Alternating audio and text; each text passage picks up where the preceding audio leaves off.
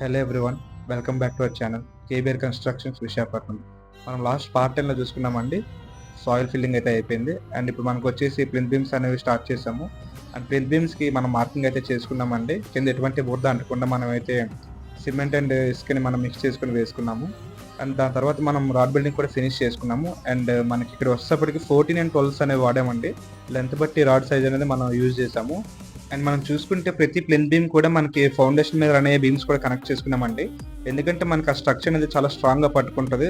మనకైతే ఫర్దర్గా ఎటువంటి ప్రాబ్లం అనేది రాదండి. ఎందుకంటే దిగడం అనేది ఉండదు. ఎందుకంటే అంత స్ట్రక్చర్ అనేది రన్ అయ్యింది చుట్టూ ఫౌండేషన్ మీదకి. మేము అది అగైన్ చూడొచ్చు. మనమైతే కాంక్రీట్ ఫిల్లింగ్ అనేది చేస్తున్నాము. అండ్ చేసేటప్పుడు మీకు చాలాసార్లు చెప్పానండి, వైబ్రేటర్ అనేది చాలా మస్ట్ అండ్ షుడ్. ఎందుకంటే ఎటువంటి గ్యాప్ ఫిల్లింగ్స్ కూడా అది ఫిల్ చేయగలదు.